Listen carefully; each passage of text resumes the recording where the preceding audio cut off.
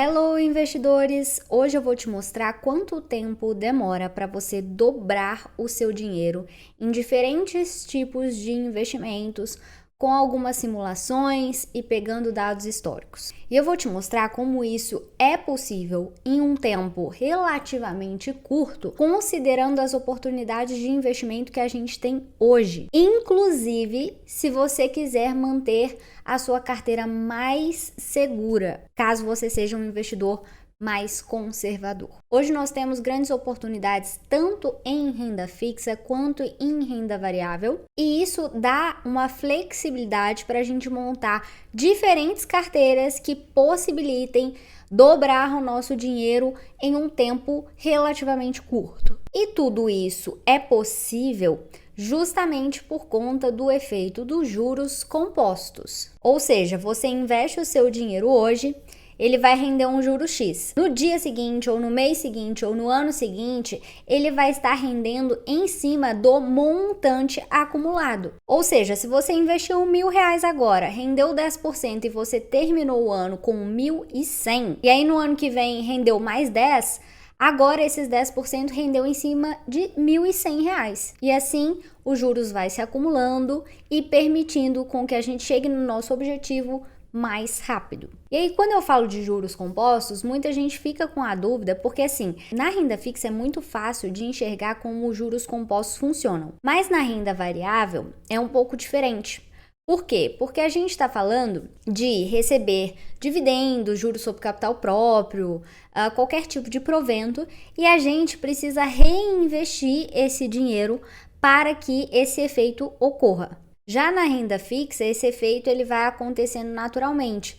Então, se eu tenho um investimento para daqui 3 anos em renda fixa e ele rende, por exemplo, 15% ao ano, vai render sempre em cima do acumulado. Agora, se o seu título de renda fixa ele tiver cupom, ele tiver pagamento de juros mensal, trimestral, semestral, enfim, periódico, você também precisa fazer o reinvestimento para que esses juros compostos seja aplicado. Um exemplo são os títulos com juros semestrais do Tesouro Direto. Agora eu quero mostrar para vocês uma regrinha que ajuda vocês a entenderem quanto tempo demora para dobrar o dinheiro a partir de uma certa rentabilidade obtida. E essa é a regra do 72. Se você dividir 72 pelo valor da rentabilidade anual, você descobre quantos anos demora para você dobrar esse capital.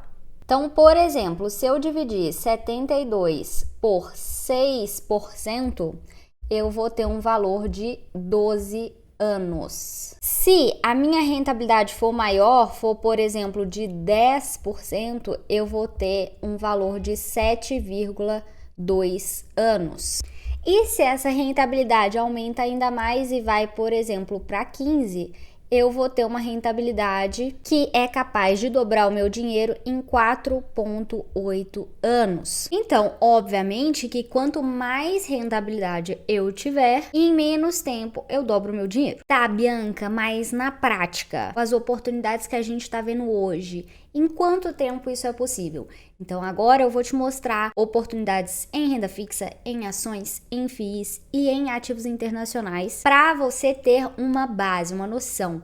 Porque obviamente que principalmente quando a gente fala de renda variável, eu vou estar olhando aqui o histórico, e o histórico não significa que vai se repetir. Então, começando com renda fixa, eu vou pegar alguns títulos reais que eu comprei para minha carteira para trazer para vocês. O primeiro, vou colocar aqui na tela, foi um CDB do Banco Digimais a 120% do CDI, com vencimento para março de 2028. Então, vamos supor que a gente tenha um CDI médio de 13% ao ano. Ah, Bianca, mas agora a Selic está a 15%. Sim, porém, essa taxa de juros ela não tende a se manter por muito tempo. Claro que ela pode se manter por mais tempo do que a gente está imaginando.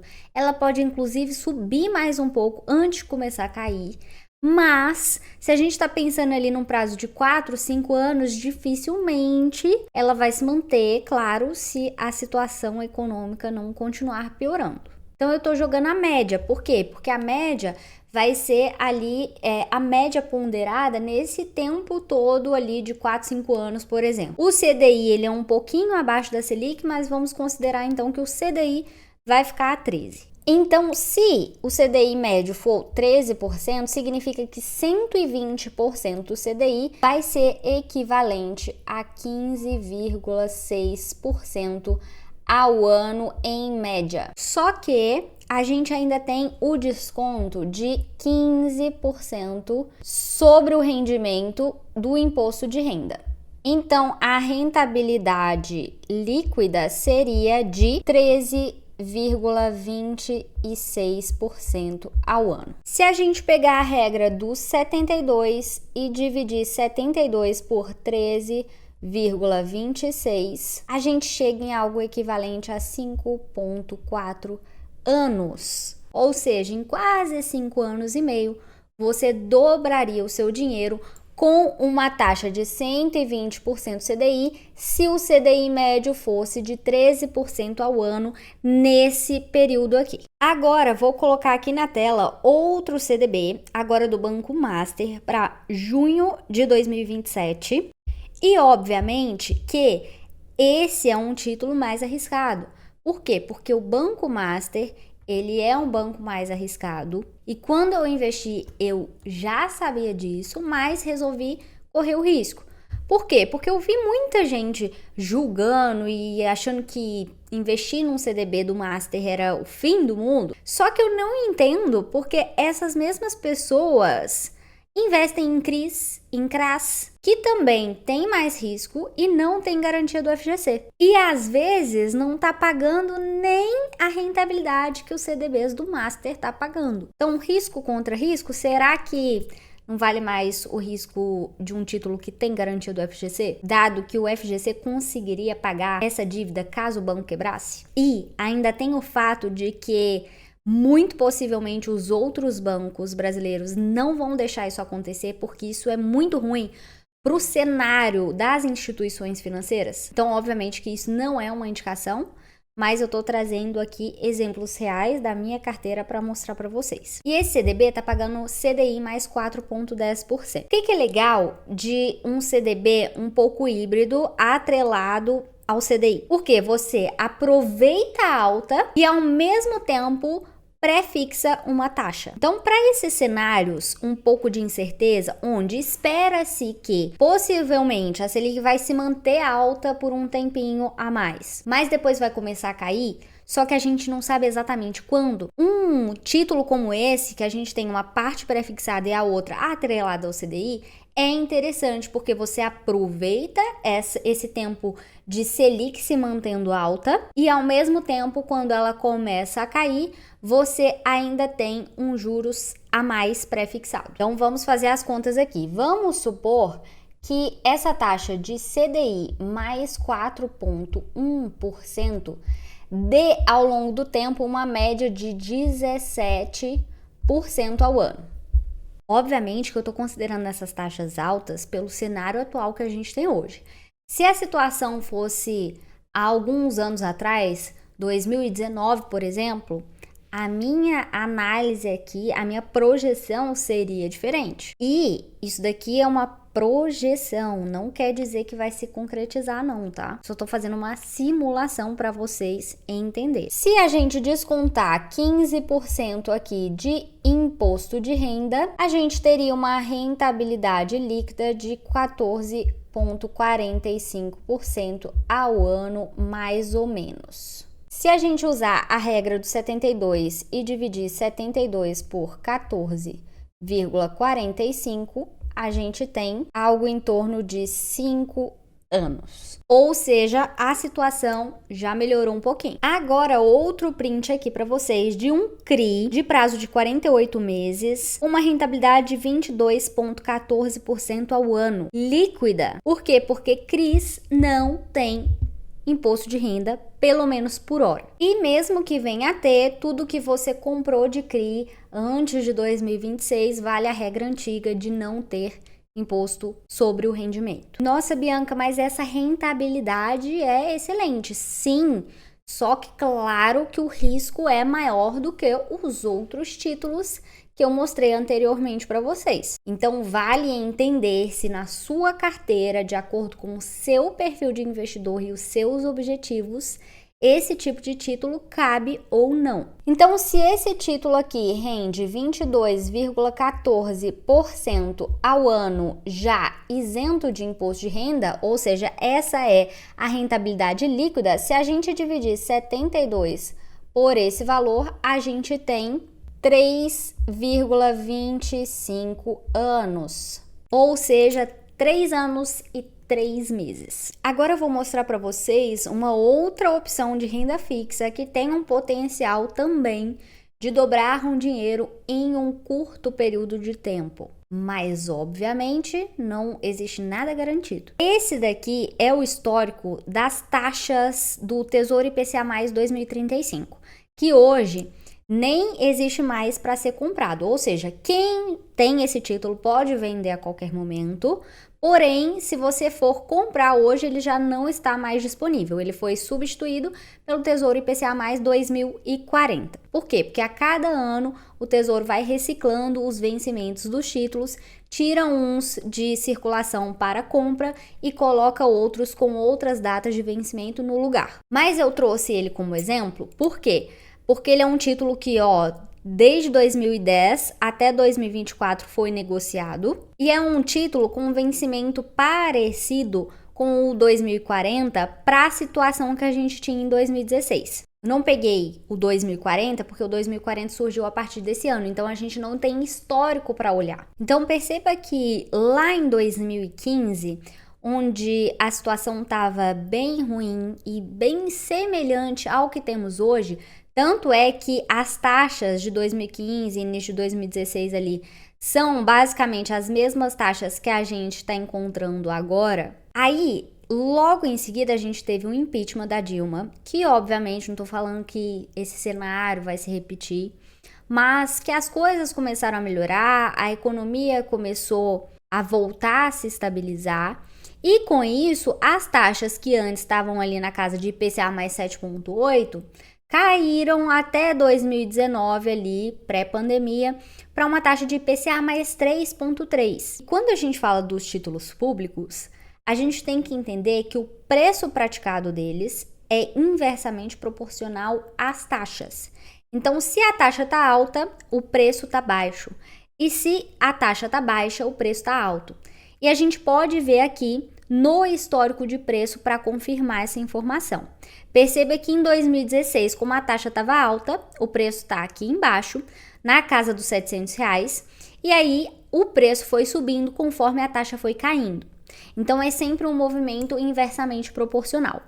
E obviamente que esse efeito da marcação a mercado, ele é mais sentido conforme o vencimento do título é maior. Então, quanto mais longo o título, mais oscilação de preço e de taxa ele vai sofrer quando o cenário econômico vai variando. E aí perceba que lá em 2016, quando você estava comprando um título para 2035, 2015 até 2035, você estava comprando um título para 20 anos para frente. Então, naquela época, era um título bem longo. E aí, vamos supor que você comprou nessa época aqui na casa dos R$700. Em quanto tempo depois você conseguiu dobrar o seu dinheiro? Bateu aqui em torno de 1.400 em janeiro de 2019. Ou seja, mais ou menos 3 anos depois desse período aqui. Eu tô dizendo que exatamente esse cenário vai acontecer? Não, até porque eu não tenho bola de cristal,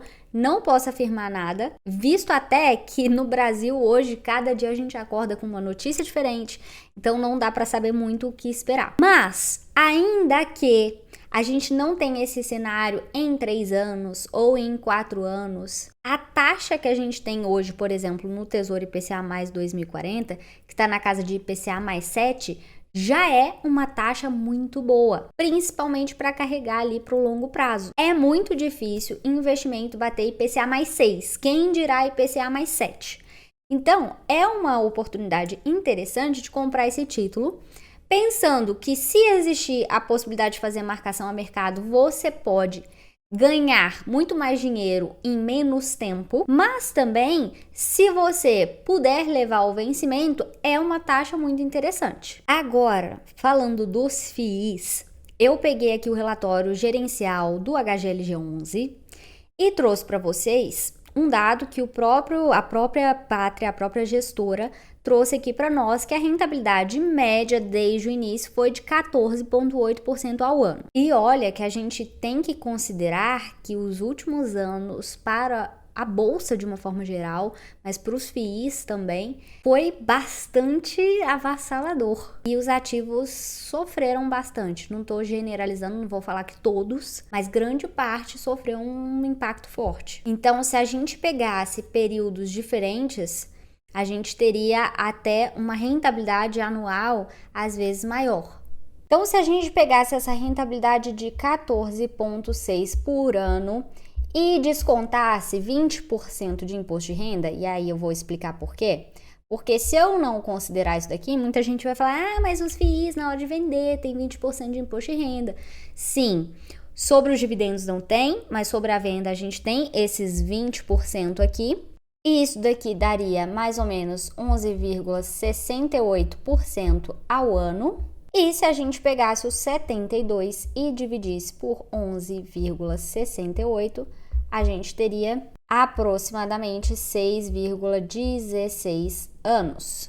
Nossa, Bianca, mas se a gente demora mais tempo, para que eu vou investir em FIIs? Porque, obviamente, que você não tem uma bola de cristal para adivinhar se nos próximos 5 anos vai estar valendo mais a pena os FIIs, as ações, os ativos internacionais ou a renda fixa. Ou seja, por isso a importância de montar uma estratégia diversificada. Agora vamos exemplificar com um FII de papel, o RECR11, com um dividend yield de 14,25% ao ano. Vamos supor que o FII continue pagando uma rentabilidade de 14,25% ao ano.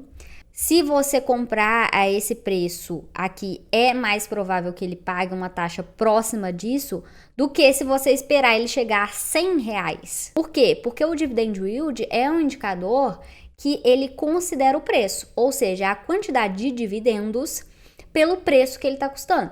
E se você divide os dividendos pelo seu preço médio, a gente tem um indicador que a gente chama de dividend on cost, que é o que mais importa. Então, o preço que você compra importa por conta disso. E o seu dividend on cost pode ser, inclusive, maior do que o dividend yield que está aqui. Porque se você comprou ele bem mais barato do que ele está custando agora e ele te pagou esses mesmos R$11,94 nos últimos 12 meses, significa que o percentual é maior, porque a gente tem os mesmos 11,94 dividido por um preço menor do que 83,80.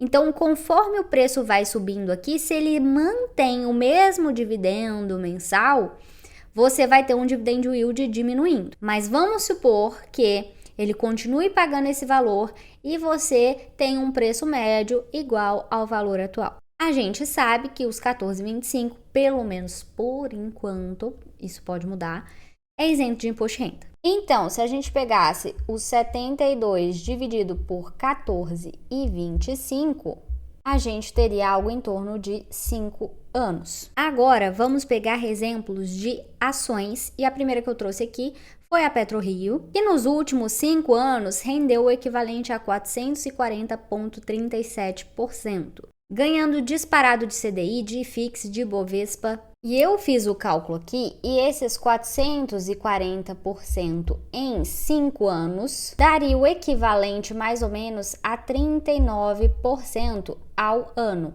porque não é simplesmente dividir 440 por 5, por causa do efeito dos juros compostos. Então, existe um cálculo para transformar a rentabilidade acumulada num período em rentabilidade anual. E se a gente pegasse a regra do 72 e dividisse 72 por 39, a gente teria 1,8 anos, ou seja, menos de 2 anos. Ah, Bianca, mas você trouxe uma ação muito fora da curva, então vamos pegar aqui Itube3. Nos últimos 5 anos, valorizou mais ou menos 121,82%. E se a gente pegar esses 122% em 5 anos e transformar em rentabilidade anual, a gente vai ter mais ou menos 17%.